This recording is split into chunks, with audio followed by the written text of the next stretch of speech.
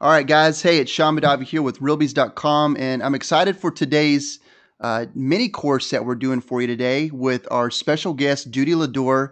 We've had Judy on Realbees before talking about recruiting systems, and today she has been so kind to come and spend some time with you and really are going to break down the three keys for recruiting success. And that's really for brokers, managers, and recruiters. Recruiting is just a big deal right now in real estate. There's a lot of lost loyalty. There's a lot of companies out there that are just trying to figure it out. Whether you're a small brokerage, whether you're a team within a brokerage, or you're just a team leader, a manager, or owner of a business, whatever, this is really going to pertain to you to really teach you how to gain loyalty, gain trust with people, and really build your business. And I'm excited to have Judy on today. Judy, you there? I am here, Shawn. Thank you so much for having me again. Yeah, this is going to be awesome. So, with that said, I'm just going to let you kind of take it. Just give us a brief bio about you, and then let's get right into teaching these good folks that are spending some time with us today. Great, thanks, John. Well, as you know, I've actually been in the real estate business about 37 years, believe it or not, and have covered almost every position there is in my 37 years. Started out as a sales agent, um, stayed and worked as an agent for about 15 years prior to actually moving into management. And interestingly enough, the thing about management that I found that I really enjoyed the most was recruiting. And so in about 1984, I committed my real estate career to working to build our company with many offices around the Chicago area. And in 1990, began working with brokers, recruiters, and team leaders and agents throughout the country, building their businesses. And you're exactly right, Shawn. You mentioned that this applies not just to brokers and recruiters, but also to team leaders. And I found that one of the challenges that team leaders have today is in selecting the right people for their team or knowing how to go about finding the right people for their team. And so this is going to be great information for anyone that's a team leader that's listening as well. And it doesn't really matter what size your company is. You can be a really large company, you can be a small company. The most important thing in recruiting is to really know who you are, what you have to offer, and who your target audience should be. And if you can identify those things, you're off to a great start. And so what we're going to focus on today are the three keys for recruiting success in today's market. Now, the first thing that you want to take a look at is having the right recruiting system for your company. Now, when we talk about building a recruiting system, we're talking about everything from A to Z. Identifying the right agents for your office and determining what your business model is one of the first things that you'll want to do. So let's talk about that. With regard to identifying the right agents for your office, when I'm working with a client, one of the things that I do is I ask them, first off, explain your tools to me. What sort of systems and support tools do you have? Ideally, what type of agent are you looking for? Great example I'll give you. I was working with a broker just a few weeks ago who in their first year of being open actually hired 165 agents, which is incredible. However, the right model for their office was actually someone who had only done 3 or fewer transactions. They have a compensation model that ideally allows them to collect the compensation that they're looking from just in a couple of transactions. And so he had structured his company to look at the low-end agents. Now, interestingly enough, however, they're changing their structure as they move forward. So one of the things that they brought me in for is they said, we've hired a lot of agents. Ideally, they're going to give us the income that they're looking for, but we're not really sure this is who we want to be in the marketplace as we move forward. And so what we want to do is decide now that we've got a great start to our organization and we've identified a few things, how do we move forward and build a very powerful real estate organization? We have some companies out there that only hire new agents because their attitude is that by recruiting existing agents, you're kind of picking up someone else's dead weight. We also have clients who only recruit experienced agents because they don't want the hassle of hiring and training new or perhaps implementing new training systems. And so there is no right or wrong business model. But what is important is that you not try to get every agent that's out there in every office just because you're in recruiting mode. First stop and think, okay, what do we have here? What type of agent can we ideally support? What type of agent should we ideally be recruiting? And then we build it from there. The next thing that you do before you really do anything, I mean, outside of saying, okay, this is the type of agents that we want, and this is kind of what our business model is going to look like, is you first must develop or identify 12 unique compelling reasons for someone to join your team. Now, when I say 12 compelling reasons for someone to join your team, what I'm talking about is this. If someone decides to come to work for your organization, we should be able to show them that they can either make more money with your tools, save time or work more efficiently, or perhaps in many cases just give them a better environment. Now, the only reason that an agent's going to change firms, and we're talking about experienced agents here, is because either one, they're not making enough money, they're not happy with their environment, or there's something going on in their office that they're not happy with. So if we look at these 12 compelling reasons as the foundation for your entire recruiting system, we actually build everything from here. Now, let me just say one more thing about 12 compelling reasons. One of the first things that brokers usually say to me is, well, I'm unique and I'm compelling, so I'm going to list myself as one of the 12. Now, you can be one of your 12 because we are all unique. However, you can only be one of those 12 compelling, unique reasons if, in fact, you can show value. So here's an example. I have a broker who's the #1 agent in their marketplace. And what he does is he coaches one-on-one groups of 6 agents at a time to become million-dollar agents in the marketplace. Now, he can do that because he himself is a multi-million-dollar producer.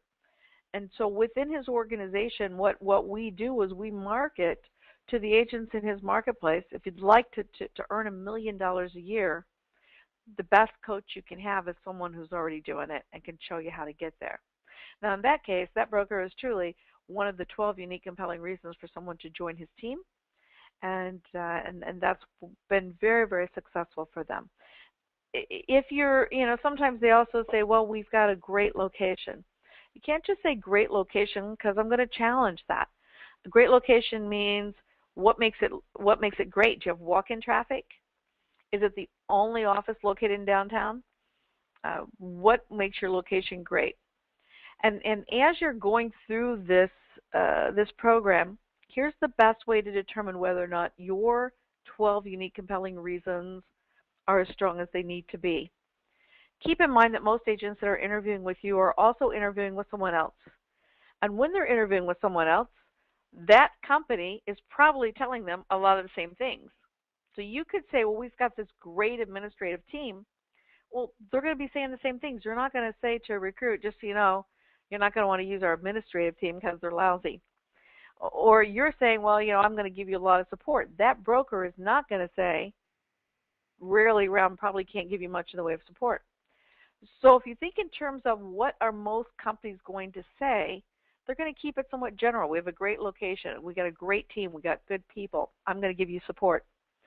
What you want to do is be able to say, one of the key things that we're going to give you here is incredible administrative support. Let me show you what our team does and what that's going to mean to you in your business.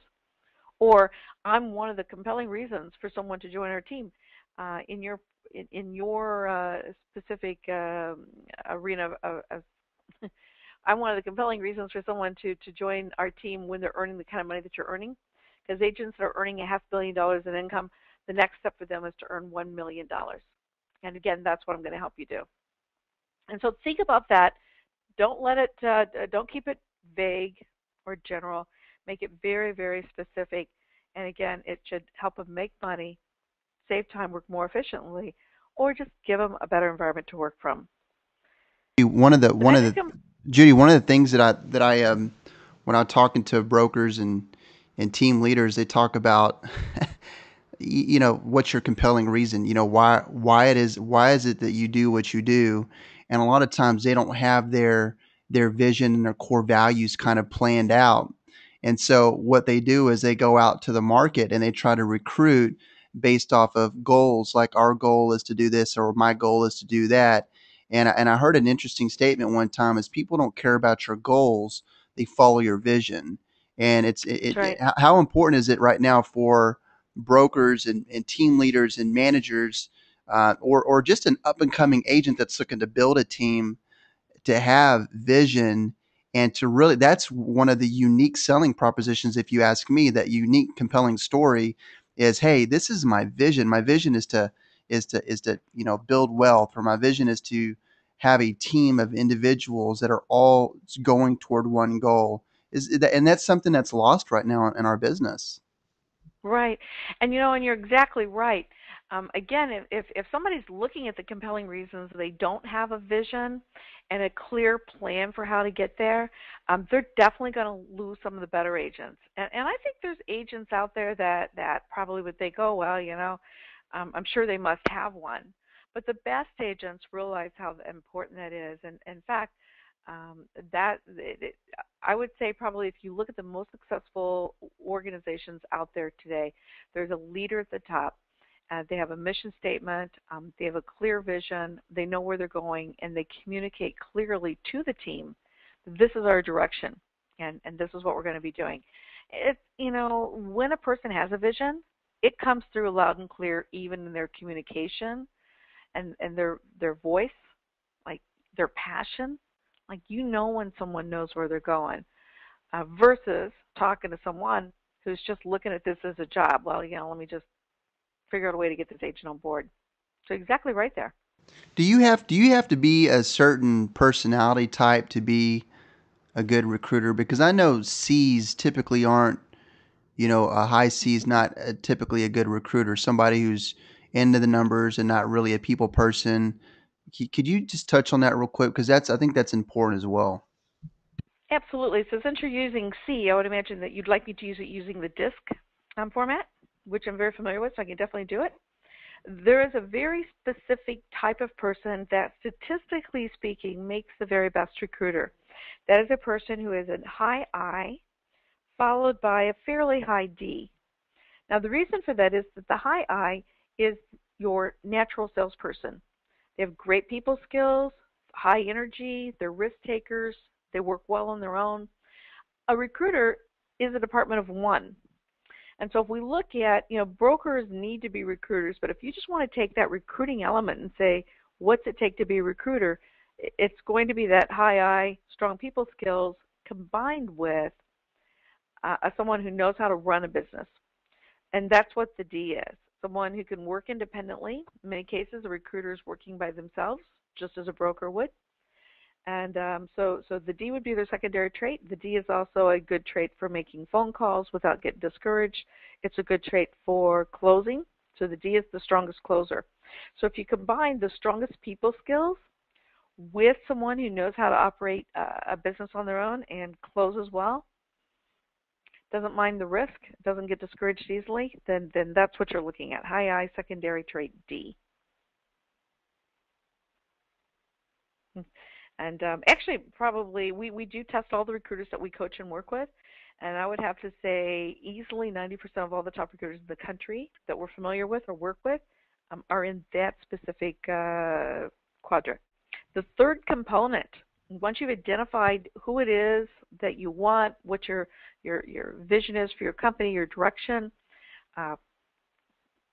identified or created 12 compelling reasons. And again, let me just state that a lot of people we work with do not actually have 12 compelling reasons to join. They actually usually have more like 4 or 5. And so one of the things we have to do is help them create that. So you either identify the 12 compelling reasons or you create it so you have 12 compelling reasons. And then the next step is to create a customized marketing plan for your office that is going to generate that curiosity and desire to know more about what you're doing to support your agents. Now, there's a reason I picked 12. First off, 12 corresponds with months in the year. So you can actually focus on one compelling reason for each month of the year. Also, 12 gives you enough tools to cover most scenarios. When I look at recruiting, and I look at your compelling reasons, which are your tools to recruit from, I look at it like a toolbox. If you're a plumber, you have a whole toolbox full of tools, and for every job you take your entire toolbox. But once you analyze what the problem is, you're actually going to pull out just a few of those tools to fix whatever problem it is. The recruiting interview is exactly the same way. I want you to walk into the interview with enough tools to cover any problem that's going to surface, but you're going to reach into your toolbox and only pull out 5 or 6 tools in most situations, which should take care of any needs or concerns that an agent may have. And so if we take a look at every month of the year, say take a look at 2013. So you're sitting here today going through this training, and you say, okay, I'm going to do this, and I'm going to start, one compelling reason per month. If it's January, then in January, if your compelling reason is marketing, your postcard should deal with marketing. Now, again, a lot of our companies out there are creating their own specific marketing tools, which is great. If you are a smaller organization, you're just getting started, absolutely rely on the services of others that have already been there and done that. There's a great company called Prospects Plus that makes incredible postcards. They'll actually send them out for you so so you're not doing that $10 an hour work. You're focused more on the big picture of getting the agents in. If January is your month for marketing, your postcard should reflect the advantages of having a marketing team behind you. Your phone calls should ask what type of marketing support they have right now and what type of marketing they'd be looking for. Your networking with your agents in office is to support their marketing efforts and get results that you can talk about. And so everything for the month of January is about marketing. Move on to maybe training for February. So each month, if your focus and everything that you do recruiting-wise is focused on one compelling reason, then throughout the course of the year, everyone in your database that you're marketing to are going to get a really good idea of what it is that you can do to overall support the career of a sales agent in the marketplace. Dialogues actually are designed to follow up your marketing pieces. So if a marketing piece went out that said, we have a marketing department and we can do customized marketing pieces for you, you're going to ask the person how that compares with what they have right now. Perhaps give them some statistics. A great statistic that I use is one that says that it's been determined that 10% of the people in your database should either do business with you each year or refer business to you. So what that means is if you've got 250 people in your database and you are marketing to them properly, following up with phone calls, seeing them on occasion, dropping them notes, 25 transactions each year should be generated from your database. Now, Shawn, I can tell you right now, most agents are not seeing the amount of business coming from their existing database that they should. And the number one reason for that is they are not marketing properly to the database. They're not staying in touch. They just get caught up in doing a lot of stuff. So if agents would simply work the database properly, that would give them an incredible real estate career. In many cases, they would earn 2 to 3 times what they're earning now without doing much else. Same thing is true for brokers. Brokers, again, not very good at systems in general. And that's why I believe that we should always determine what the highest and best use of our time is. For me, it's definitely not creating stuff. I use other people to do the creation. I use other people to do a lot of admin stuff so that I can focus on doing what I do best. And I think as a broker, they have to do the same thing. They have to decide, how do I best use my time? Because the important thing for the broker is that they're on the phone talking to agents and that they're face-to-face conducting interviews and hiring, 2-3 agents a month. Judy, there's a lot of systems out there that I've heard about, and we obviously, this is a small world in real estate, so you and I know a lot of people that create systems, and we could name names all day long. But what are some? And I know and when I say systems, like database management, for instance, if you've got a big office and you're trying to go to, let's say, 80 agents, there you could get systems that are couple of thousands of dollars per month. Some are even lower. What are some of the best systems as far as that you've seen for, let's say, a medium size, an agent out there that's looking to bring on maybe five buyers agents? Could you just real quick just kind of tell us some different things that you would use in your business, whether it's an email marketing system or Because I know you mentioned Prospects Plus earlier for postcards, which they're an Yes. amazing company. Who would you refer as far as technology to help streamline some of the communication online with the agents? Well, a couple things. First off, Julie Escobar is one of my very favorite social media experts. I love Julie. The nice thing about Julie is she has the ability not only to kind of keep you out there from a social media standpoint, assist with blogging. She also has some great contacts in the industry in general. So I love Julie as a contact. As far as how you keep track of your data, you don't have to make huge investments. There's a lot of companies out there that do have contact management programs that allow you to keep your data in an organized method. I think that whatever is most comfortable for you, if you're using something already, you can usually use it for recruiting as well. Outlook, a lot of our brokers are using Outlook and really like it. Some are very comfortable with Top Producer. We have people still using Act. But over the last 2 to 3 years, there's been 2 or 3 great, different contact management programs that have come up. I use iContact to do all my marketing. iContact is great as far as contacting a large database of people and also knowing the percentage of people that are opening up your correspondence. But yeah, for sure, that's part of your research into finding, who's had some great results, and will that company do what I want it to do for me? From the standpoint of marketing, Shawn, I should mention that you really 75% of your correspondence going out actually should still be via the post office, as we call snail mail. Um, Emails are too easily blocked or sent to the junk file, and so email marketing can be about 25% of your contacts, but it should be permission marketing, and that just means that you've got enough of a relationship with the people that you're talking to that you establish the value in what you're going to be sending electronically so they can watch it and watch for it.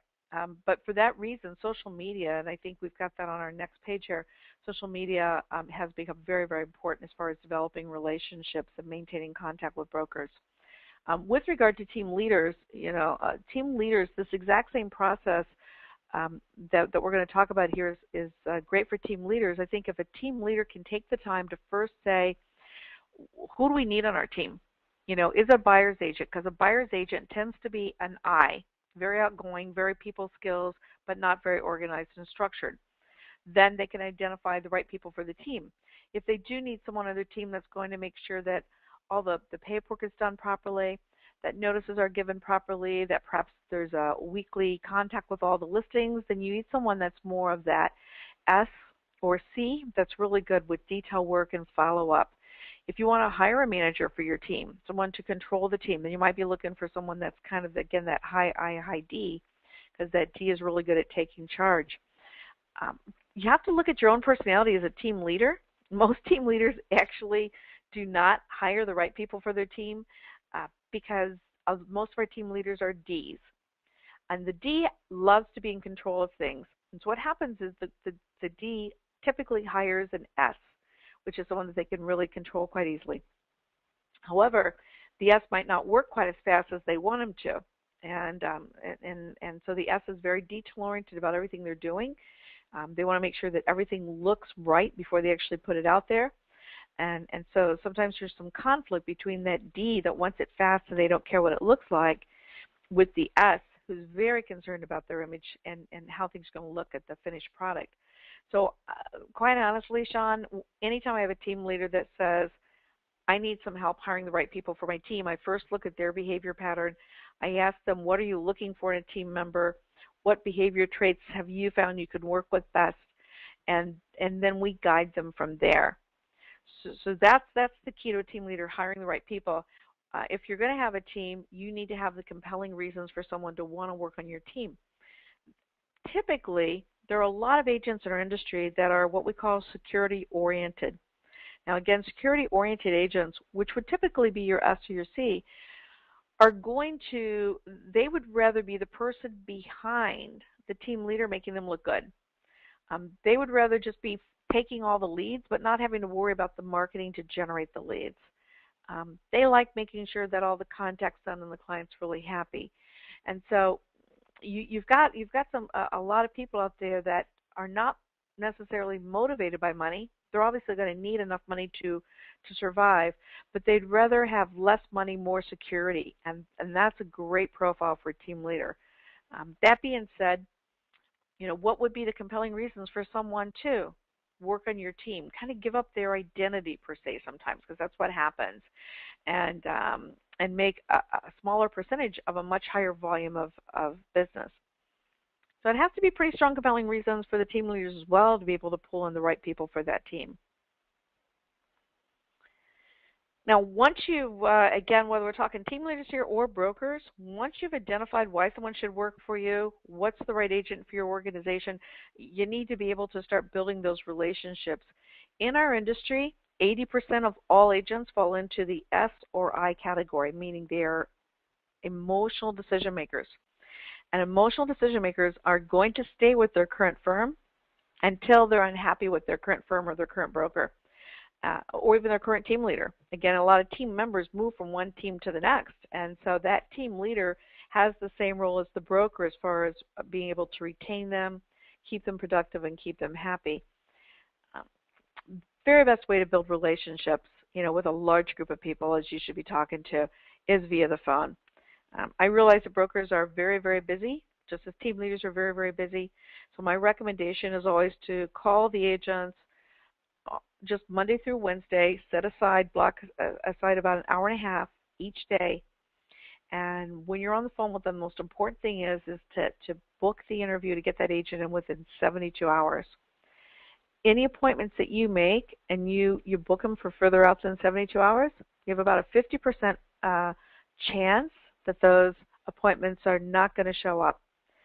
Big cancellation rate there. So make your calls Monday through Wednesday. Get your agents in the same week. Do a lot of follow-up work on Friday. Go right back to work the following week making those phone calls. One of the best things you could do is just compliment agents on the way they do business, either via their reputation or through co-op sales that you're having with them. And if you have an office of, let's say, 25 agents, they had, 20 transactions the previous week, then there's 20 people that you can call and talk to about the way they did business and ask them to come in and talk to your company. Those same people that are selling your listings, invite them to events. Tell them that because they've sold one of your listings, you've got some extra tickets to an educational event or a social event. You'd love to have them come in. Anytime you can bring a potential recruit in to your environment, to an educational event, to a social event, to network with your agents and to meet them, you're going to have a much easier time of hiring them. And as I mentioned before, Shawn, social media has become so, so, so big in the world of recruiting and business in general. Sales agents who are using social media correctly are seeing a huge increase in their business. Brokers are seeing that it's much easier to recruit by utilizing social media. And it's not just Facebook, it's LinkedIn, Facebook, Twitter. I will say this. We've made huge, huge strides in the last 3 years with regard to social media. It is the one thing that I get the most pushback from, because a lot of times brokers and team leaders, which typically are that driver personality or that D personality, they have the wrong perception of social media. When I was first starting out as a recruiter, I had to do it the hard way. I had 300 people that I wanted to get to know and establish a relationship with so they'd come to work for me when they became unhappy. And the only tool I had really was either trying to meet them at a function or talking to them on the phone. Today, brokers can interact with agents via social media and build those relationships almost overnight. So some tips that I have for team leaders and brokers as well is every time you're talking to someone, if they're happy with where they're at, just say, listen, can we stay in touch? Can I follow up in a few months to see if things are still going well? They say yes, say great. And would you mind? Are you on Facebook? If so, can I send you a friend request and would you accept it? 90% of the people will say yes. If they are not on Facebook, just simply say, are you on LinkedIn? Because logical agents tend to be on LinkedIn. Emotional agents are on Facebook. A lot of brokers aren't quite sure. They go, what do I do with LinkedIn? Well, one of the best things you could do is for any agent who sold one of your listings, someone that is chairing a committee that you're on, someone who has a great reputation in the marketplace, is go on to LinkedIn and give them a great reference that they can use to help generate more business. Agents love that. Facebook, you can't just friend them and stalk them because Facebook is a legalized form of stalking. But you really do have to make some comments, post some things that are interesting. And you know what? If social media is not your thing and you're just thinking, I cannot go in there every day and post something, most of my clients that I work with actually use a social media person. Sometimes that social media person is in their office, but more times than not, it's a person such as Julie Escobar, who is great at increasing your social media exposure, helping you get your blogs out there, helping to get your name and your image and your vision out there. So don't, again, feel like you have to do everything, but social media is something that has to be a part of your system. And if it's not your thing or you don't have time to do it, then absolutely look into hiring someone else. Lots of ideas on how to build relationships. You guys know this stuff. We're coming into convention season. And you're going to go to a convention, you're going to hear a lot of people that are successful doing a lot of things. And here's what I learned a long time ago. There are a lot of ways on how to build relationships and get face-to-face with the agents that you want, either on your team or within your office. And everything works if you do it. And that's really the most important thing to remember, is that the system itself, however, is critical. Okay? So if you go to the convention and here's a guy and he says, well, I only do one thing, I do open houses. And I'm hiring 4 people a month by doing open houses. What happens, a lot of people run out and they think, wow, that's it. I'm gonna do open houses. Well, what he didn't tell you is that behind the scenes, he already does have a full system in place. He does have a vision for his company. He has identified the agents that he wants. He has put them into a contact database program.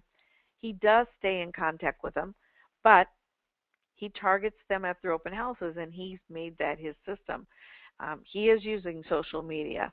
He is complimenting people. He is networking at events, but his primary system is open houses. So no matter what idea it is that you decide to implement to build your team, having the right system in place is going to be critical to making any idea out there work. Third thing, and equally important to the other two, is you have to have good interview skills, and you have to know the value of being with your team. And if you don't, all the other work is going to be in vain, because you usually got one shot at this. You've got about a 60-minute window for all the work that you do to watch them on social media. You make your phone calls, you send your marketing pieces out, you follow up, you stop at their open houses. You're doing all of that for one shot to give your story. So your story has to be strong, compelling, and if you don't do it in that one 60-minute segment, it could be years before you get another shot at it. That's probably one of the things that we are most known for in the training that we do with brokers, in addition to setting up a system that works really, really well for their specific office and their marketplace, is we actually work one-on-one, hand-in-hand with the brokers to make sure that they have the absolute best interview skills possible. And so let me show you the process that we use in working with brokers. It's 7 steps. It's a very similar process actually to working with a buyer, and you'll note the similarity. The first thing that I do with any candidate that we're sitting in front of is we tell them what the role is in the process. And if I were talking with you, Shawn, what I would simply say to you is, Shawn, before we get started today, let me just give you an overview of what I expect to happen, kind of what some of my goals are. Ideally, I want to learn about Shawn's business, and where you're at right now with your real estate career. At the same time, let you learn what we're doing here, some of our systems, some of the things that we support agents in. And at the end of our time here today, Shawn, my goal is to give you the information that you need to be able to make the right decision about your real estate career. And you will know that at the end of our time together. Now, it's a very, very specific dialogue. Basically, what I'm saying to Shawn is I want to find out some things about him. I want him to learn some things about us. But bottom line, at the end of our time together, Shawn's going to know whether or not my firm is for Shawn. Now, if he jumps up and he says, well, Judy, I'm not doing anything today, I'm going to say, that's fine, Shawn. But the goal is I want you to know whether or not we're the right firm for you. Whether you make that decision today, tomorrow, next week, or even next year, let's figure out if we're a good fit, and then we'll take it from there. So I'm going to take control of that interview right in the beginning, and I'm going to let them know what to expect. Now, something that we do that's different than a lot of brokers is we do not jump right in and start talking about everything that we have to offer. Because quite honestly, we don't even know what it is that agent needs. So before you pull out your presentation, before you whip out your PowerPoint presentation, before you do anything, you have to ask a series of questions designed to determine what their needs and concerns are. Now, in asking the questions, there's a couple of different things that I want to focus on here. It's called probing. Probing means that if I ask you, and maybe Shawn, can you help me out here for just a moment? I'll just kind of role play with you. Yeah, let's do it. Great. So Shawn, what would be the 3 most important things you'd be looking for in a company if you were to make a move? Support, culture, and really I would say at the end of the day, more money. Perfect. Great. So let's start there. More money. Okay. How much more money would you like to be earning, Shawn? Well, right now I don't like my split, and I think I should get some more money on my, how I'm compensated. Perfect. And what is your split right now, Shawn? 70-30. Great. And where would you ideally like it to be? 100%. 100%. So you need about 30% more in income. Yes. And what was your volume last year, Shawn? How much, do you know what your sales volume, overall volume was? Commissions generated? 1.2. 1.2 million. No, Okay. not GCI. Perfect. That's revenue. Okay, 1.2 million revenue? Yes. Great. So you earned about $700,000 or about $750,000 last year? Yes. And you'd like to be making $1 million? Yes. Perfect. When you say support means a lot of things to a lot of different people, Shawn. What do you mean when you say support? Well, the training classes that they have where I'm at right now are they're kind of bland. They're stuff that I already know. I'm bored with them, honestly, and I only go to the ones that I'm required to go to. And there's nothing really innovative. And I want to build my business. I want to be doing more than $1 million. I want to be doing $3 million, $4 million in GCI. And I just don't feel like I have that support here. Great. So you need training specific to allow you to hit your goals. Yes. Okay, good. And when you say culture, what's the culture ideally that you're looking for in an organization? Well, I mean, some of the other big guys that are hitting that number where I'm at right now, you know, they don't talk to one another. It just seems Oh, like okay. the only people that really talk to one another are the agents that aren't really making money. They hang out, and the big, the guys that are making the money, they're kind of like they're warring against one another. It's almost like Great. they're competitors. We're competitors with each other. So Great. So an environment where everyone would share and network ideas so that each person is kind of helping the other person grow, especially in that upper tier category. Is that yes, right? yes, Perfect. Now, what you can see here is even though I would go on and ask Shawn more questions, even though I asked one question, what are the 3 most important things, I then went back, took each element of that question, probed it, dug down deep, and just simply trying to figure out what Shawn needs. I am not yet going to present anything to Shawn. I'm only extracting information. And the better you are at extracting the information, the more powerful your presentation is going to be. In fact, this stage right here of asking questions is called the foundation to your interview process. Usually, you're going to ask, it depends, it could be 10 to 20 questions by the time you do your probing. But you'll know when you've asked enough questions, because once you feel as though there's 5 or 6 very clear areas that you can pursue in the way of a system or an opportunity, then you probably have enough information to go with. So at that point, I'm going to just simply say thanks so much for sharing that information with me, Shawn. Based on my notes, it looks like you would be looking for better training specific to your goals as far as earning between, initially $1 million in income, but going on to earn $3-4 million in income per year. You're also looking for an environment or a culture of people that share and network together, each supporting each other's ability to grow. You definitely should be on a higher split, quite honestly, at that income level. And you're also looking for, and if whatever those other 2 or 3 things are, I would mention them. At that point, I'm going to say, so let me do this. Let me show you what we're doing in each of those arenas. Now, this is where you do your presentation, and your systems that you present basically become the solutions to whatever his needs are. So if, in fact, now also, this is probably simple, but I want to make sure I don't forget it. You should never ask a question or go down the path of a system that you don't have, because then you're going to get in trouble. So when he says support and better training, if I don't have training specific to that, I'm going to try to, I might even say, and what other kind of support would you like to see from a company? I'm going to keep going until I've got something I can go on, because I'm going to sound kind of silly if I come back and say, well, we don't actually have that kind of training, but let me tell you what we do have. So you always want to make sure that you take it down a path to where you ultimately have a solution to whatever problem they're looking at. Now, in presenting your systems, there's actually a 4-step process. You might want to write this down, that every single system that you present should be presented doing 4 steps. The first step is I'm going to recall with as much clarity as possible what Shawn said to me. The second thing I'm going to do is present the solution or our system. The third step is I'm going to present the results that either we can prove or that other agents say they've had. And the fourth system is to have Shawn come back and tell me what the value of my system is. And that is the key that I need for my value proposition, which is coming up next.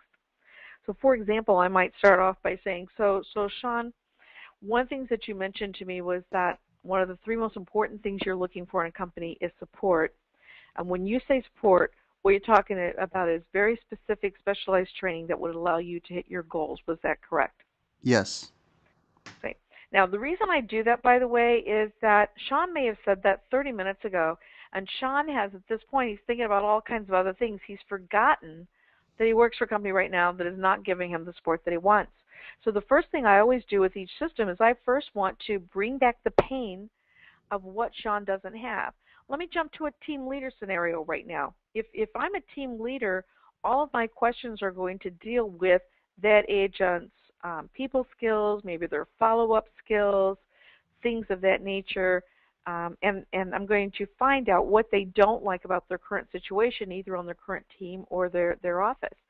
So for example, if the agent had said, well, I really believe that a company should provide leads to agents. On the other hand, in our company, only the best agents get leads, and I'm in there every day, but I'm not getting leads.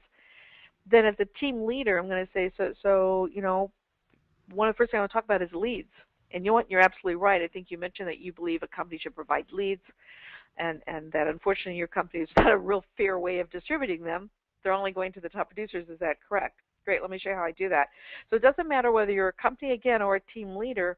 During your questioning skill, you have to determine what it is that they want, and you need to be able to provide those solutions for that to be the right hire for you. Okay? Now, step number 1, recall the pain. Number 2, present the system. And present the system with detail. And you also need to be using a visual when you're presenting it. So if I'm talking to Shawn maybe about the specific training, I'm going to say, so Shawn, I want to show you that in our organization we have actually 3 tiers of training. The first level of training is actually designed for agents between $0 and $100,000 in income. It's kind of our rookie club. These are agents that are in their first few years of real estate. They're developing their real estate skills. They obviously have very specific needs that are completely different than yours. After that, our next club, our next tier of training is for agents between $100,000 and $400,000 in income. These are really good agents. They've been around for a few years. They work hard. not really much of a desire, quite honestly, for a lot of them to go beyond that. They're very happy earning $300,000 or $400,000. But for those people that want to hit that 7-digit mark, just like you, okay, we have a very unique type of training program, which is actually the person who heads up this training department is one of the top agents in the entire area. I'm sure you know Joe. Joe himself consistently earns about $2.4 million a year. And Joe is not only a top producing agent, he's also an incredible team leader. And most of our agents who are at this level of production are looking to build and develop really, strong teams. And so what Joe does is once you hit that $400,000 mark, if you say, you know what, I want to go for it, he works with you to develop a specific business plan for you. They look at every aspect of your business. They look at your existing team if you have one. If not, helping you build the right team. Everything geared to take you to that 7-digit income thing. As you can see here, so here's step number 3. I'm going to show you some results. So as you can see here, Shawn, Mary Lou joined our company 2 years ago. She actually came from another company, was earning about $200,000 at that time.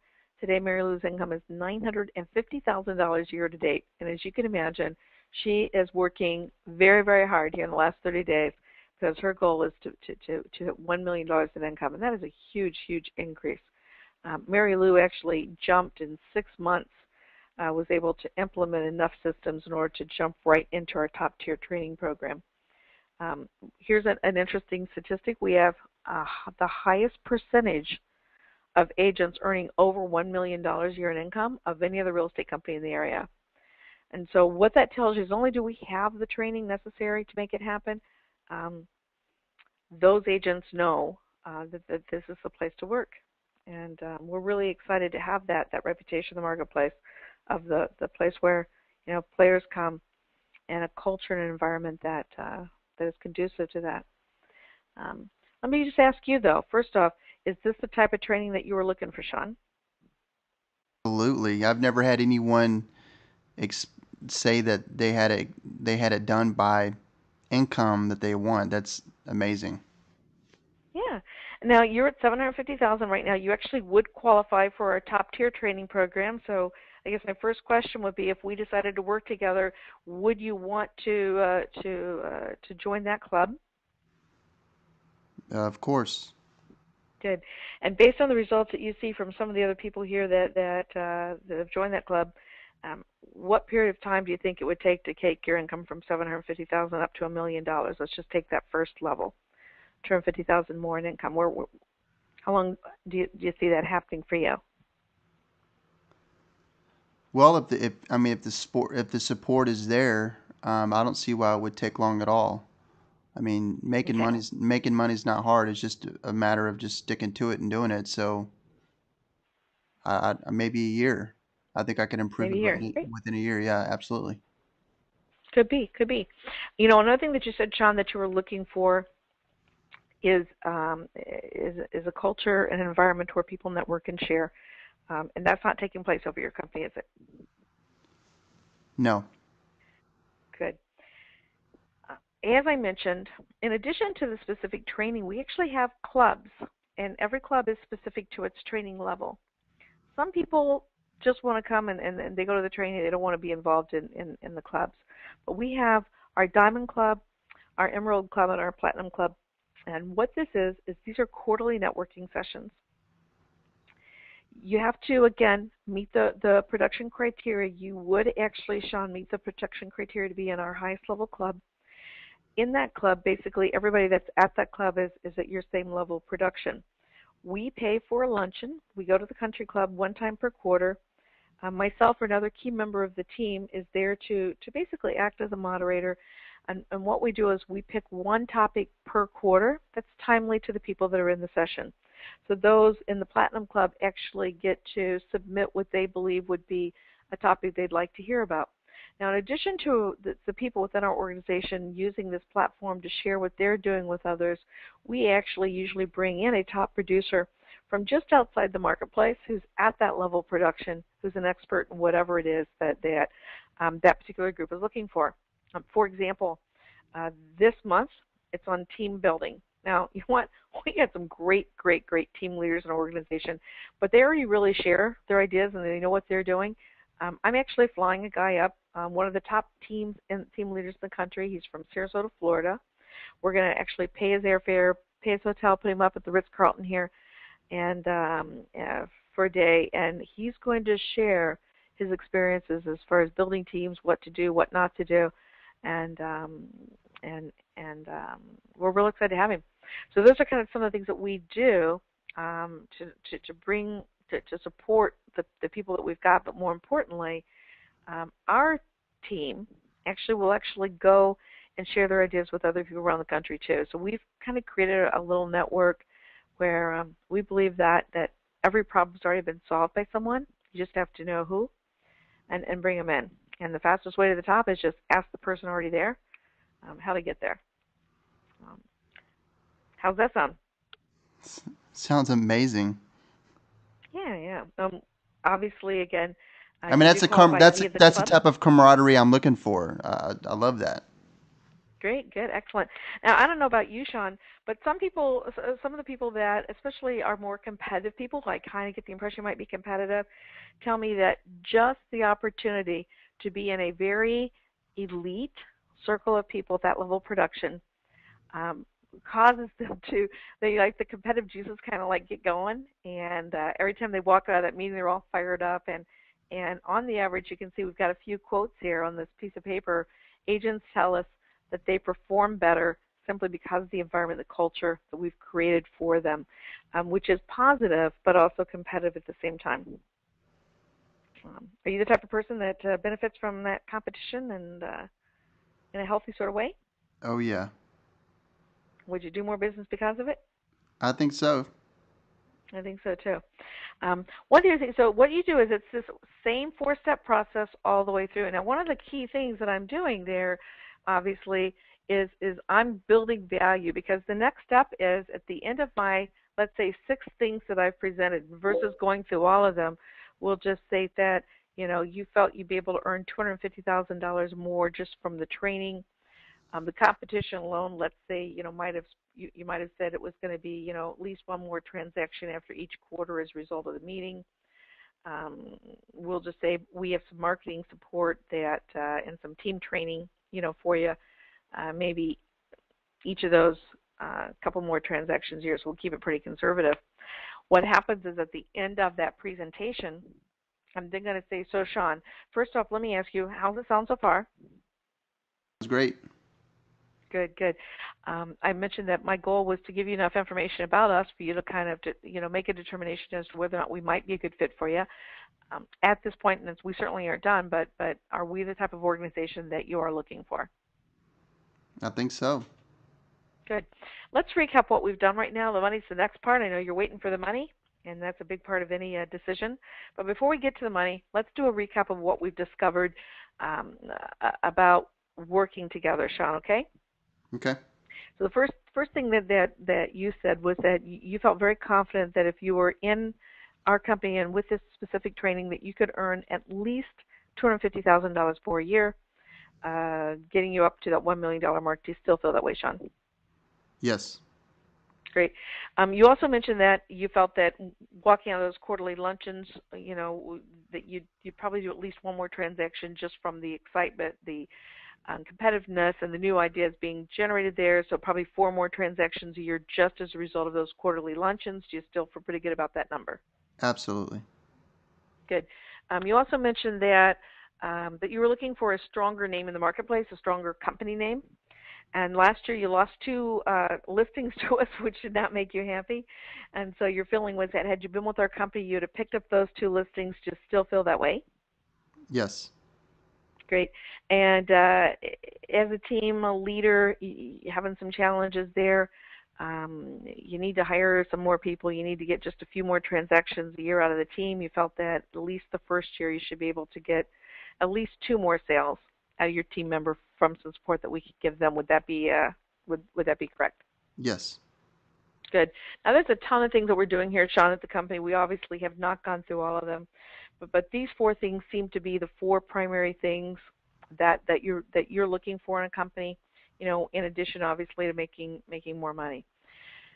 So if we just add this up here and we take your average commission is $10,000, we got 4 transactions would equate to $40,000 more. We got the 2 that you lost to us, that's $20,000, and a couple extra transactions a year for your team member, so there's another $20,000.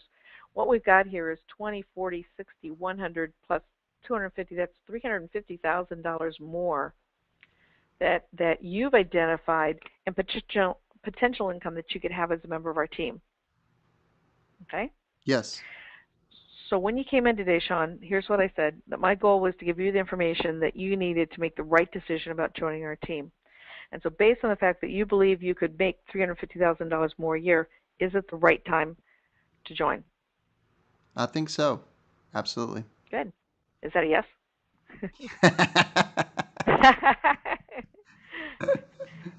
Now, you're going It's to a get yes. always 1 to 2 responses at this point, just so you know. The more logical people are kind of looking, going, $350,000, give me a break. Like that seems like a lot. Some people are just, the emotional ones are going to be going, sign me up. You know what? I'm in. And so if they just kind of look like they're hedging, keep in mind that my goal is to get you to commit to join the company now before we ever get to money. So what I'm going to say is this, and so I'm going to play with you a bit, Shawn. You're going to have fun with this. So I'm going to look at you and I'm going to say, so Shawn, we're looking at the piece of paper together. We really want you on our team. I'll be honest. And when an agent of your caliber is sitting here in front of me, I'm in a position to make a guarantee. So let me ask you this. Now I'm going to take that $350,000. I'm going to circle it a couple of times, tap my pen on the paper, and say, if I guarantee that you'll make $350,000 more next year, Shawn, and if you don't make $350,000 more, I will write you a check for the difference. Will you sign up right now? Wow, that's a pretty good guarantee. It's a great guarantee, isn't it? Would you sign up right now? Yeah, I would. Of course you would, because anyone would. Unfortunately, Shawn, I can't give you that guarantee. But and you do it just like they just laugh. But here's why. Okay, so let me be serious for a moment. Let me explain this. First off, you're telling me that if we allowed you to be part of our training program designed to take your income well above $1 million, that you would fully engage in it and that you believe you could earn that money. But quite honestly, Shawn, you know far better than I if you can do that and whether or not you intend to do it. I only have your word for it at this point. You also tell me that you're willing to go, that you would want to go to our quarterly lunches, and that you could walk right out of there and apply the information. You could do extra 4 transactions a year. Again, you know better than I, Shawn, whether or not you can do that. You also told me that you lost 2 listings last year to us, and had you been with our company, you knew you would have gotten them. I wasn't there, but you know whether or not that's true. And you also are telling me that you'll hold that team member accountable to do more production under our direction. But again, you're the one that's ultimately going to have to do it. And so the only reason I cannot guarantee that $350,000, Shawn, is because I don't know what you'll do or what your true intentions are. Only you know whether or not you can make that $350,000. Now, just to stop here for a minute, Shawn, what I did there, and this is a very important part, a lot of people don't realize how critical the recap is, but be honest with the audience. As I was saying, look, I don't know if you can do it. Only you know if you can. What were you thinking in your head? Were you saying, were you thinking to yourself, no, I can? I mean, you have me convinced that I can. Right. And and that's the key, is that you have to be convinced that you can. So here's how I close it. I'm going to say, so Shawn, I'm going to give you one more guarantee. This one I won't take off the table, I promise. I was just kind of playing with you the first time. But I'm going to give you a guarantee right now, okay? And so what I do is I had put a big X through the other $350,000 mark. So what I do now is I rewrite the $350,000, underline it, circle it, drop my pen, look up at you, and smile. And I'm going to say, so Shawn, here's the guarantee that I will not take off the table. I absolutely guarantee that you will not earn $350,000 next year by staying put. Because first off, your company doesn't have the training to take you over $1 million. Your company does not share information. They do not have quarterly luncheons. They don't have the name brand that we have in the marketplace, which is why you lost the 2 listings, and they don't have the team training to support you and your existing team. So what I can guarantee you, Shawn, is that you're not going to earn $350,000 staying put. You can only earn that money by making a move. And how hard you decide to work and how much you commit to the different systems and training opportunities that we have will determine how much of that $350,000 that you earn next year. And so then once again, my job today was to give you the information that you needed to make the right decision about joining our team based on what you're looking at right now. Are you ready to join our team? I'm ready. Good, you should be. Now, that's exactly, now keep in mind, look at that. I have not even done money. I love it. So when you can, pardon? I said I love it. Yeah. Now, I'm going to go on now, and here's what I'm going to say. So, Shawn, let's go ahead and figure out which compensation plan we're going to put you on. Because now you've committed to come, we just have to work out money as a detail. We go down, and I'm going to say based on your production level, we got a couple different ways we can go. And let's just say that you come up to me later and say, well, you know, Judy, I will tell you this. I have a company that offered me 95% at $100 a month. And so, you know, which is higher than what you're giving me. I'm going to look at you and say, so Shawn, at the end of their presentation,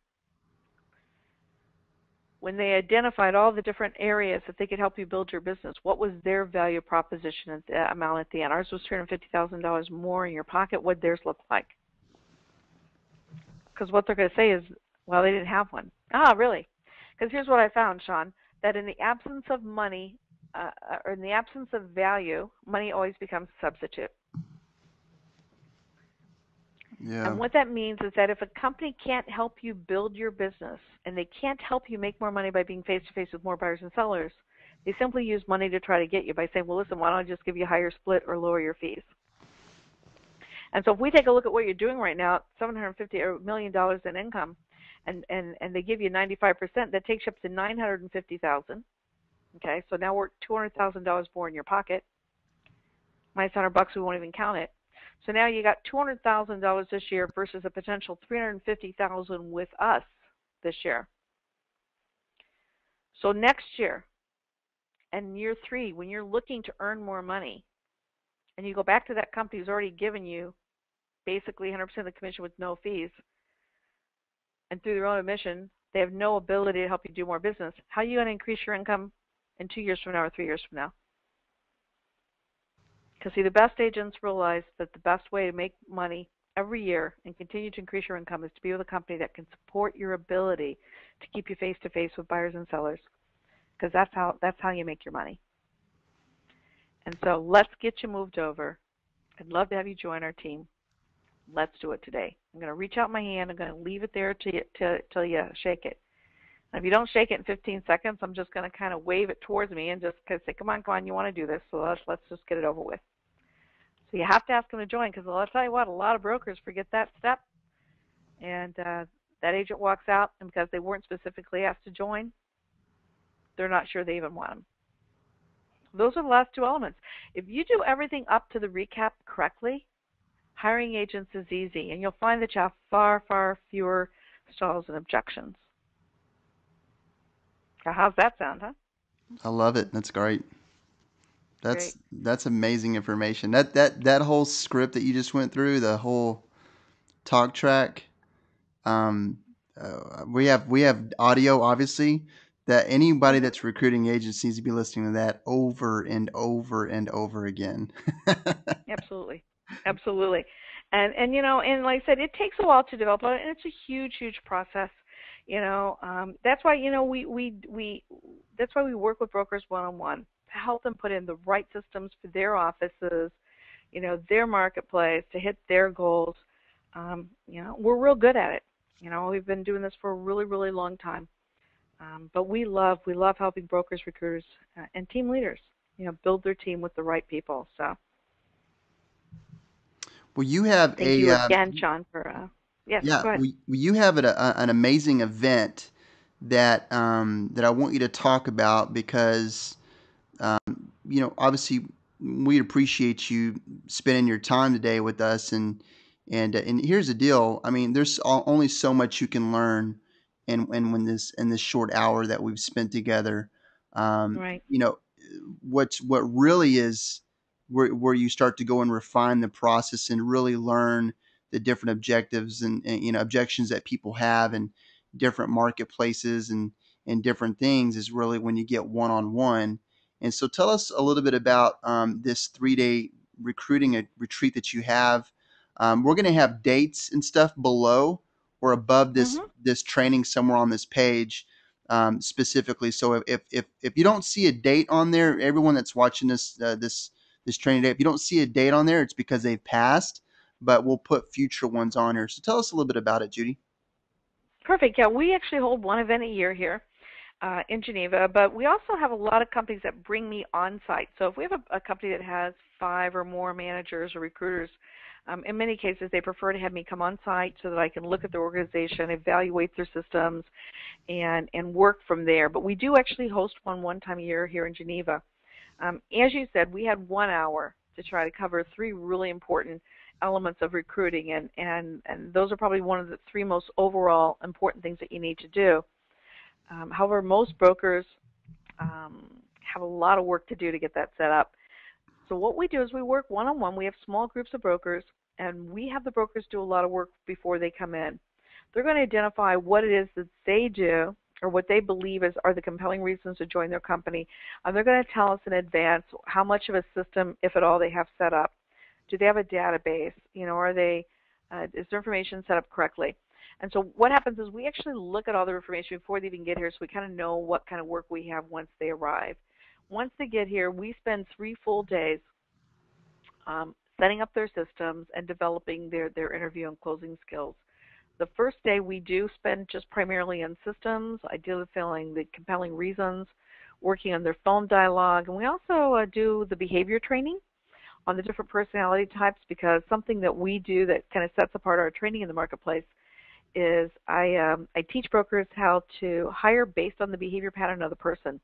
And I can teach them to look at the face of that individual off their Facebook page or off their website and actually pretty much know how that interview is going to go and what that person is going to be looking for before they ever even arrive. So we teach the brokers to be very prepared for that interview when that prospect actually shows up, and that's day 1. Day 2, we focus on the interview skills right up until that recap. So the whole day is about learning how to properly ask those questions. We customize questions to their organization, and then we teach them how to do their presentations. Now, when I say we teach, that means I do pretty much what I did here, and then they're actually role-playing with a role-play partner and being evaluated and observed by myself, my team, as well as their role-play partners. And they do it over and over and over while they're here until they get it right. On day 3, we spend day 3 just on stalls, objections, what do they have to do to get it all in place, what are their timelines, and pretty much that's day 3. And that kicks off what we call a 1-year program. So we are actually working with them for 1 full year. We have monthly group coaching calls with them. We also have recruiting blitzes. The average person will hire between 15 and 25 recruits within 6 months of attending, as long as they implement the materials and do what we ask them to do. The stories are amazing, from brokers who were on the verge of bankruptcy and losing their businesses to people who, came with 1 person and 1 year later up to 50 people, in 2 offices. Recruiting is not hard, but it is very specific, and everything's important. We teach our brokers to meet with the person in 1 time and hire them that day that they're meeting with them. And what that means is that you have to be marketing to them. You have to be talking to them. You have to have a relationship established. You have to have those interview skills in place. You have to be able to know how to overcome the stalls and objections. And we kind of take all the guesswork out of it. As you can see, what's included in the retreat is we actually give a detailed report to each person when they leave that says, here's the things that I saw that you're doing really well, and here's some areas that we really need to work on over the course of the next year. They are in our Master Recruiter Club for 1 year, which is our group calls. We have recruiting blitzes where they report their numbers every day for 30 days onto a special site. We have lots of great prizes there. And I have a series of CDs that basically takes that 3-day program, condenses it down to 7 hours, and they listen to those over and over to reinforce their skills, as well as a letters library to help do their marketing, a phone scripts book, and everything you need. So there's no extra cost. Everything here is included for free once they register for the program, and it's probably in the 22 years that I've been working as a national speaker and trainer in the industry, probably the #1 program with results that we've ever created.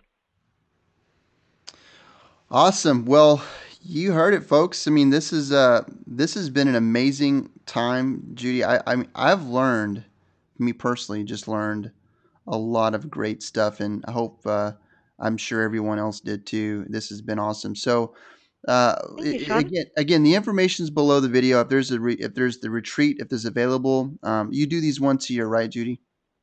We do here in Geneva, or again, a company can bring us in, and we can do them on site. So we Okay. probably do about 15 to 20 a year, but we do one right here in Geneva Okay. for anyone Awesome. to attend. Awesome. So, if the information is below and you want to get out to one of the events, definitely do that. You've got a good size business and you want to bring Judy in for one-on-one, I know she's personally trained some of the top dogs in this industry, and she travels all over the world. So, and people aren't even just doing it here in the U.S. I mean, where were you at just recently? You were in New Zealand or I was in Australia Australia? last month. I was in Finland the month before. So I work in about 12 different countries currently, and a lot of work in Canada, of course, and the U.S. So I love it. Interestingly enough, people always ask me, how can you go to Italy and Israel and Finland and Australia and Africa? Isn't it different? And the funny thing about recruiting is that for the most part, people are the same all around the world. People want to know that you care. Um, they're smart enough to realize that you have to have value in them joining, and so this process works the same all throughout the world. Real estate's a little different, so I have to usually learn, how real estate is conducted in some of the areas, but yeah, it's a system that works all around the world. Great stuff. Great stuff. All right. Well, again, we appreciate your time, Judy. Thank you so much. We appreciate you, and looking forward to some more trainings in the future. Thank you, Shawn. I would love it. It's always a pleasure.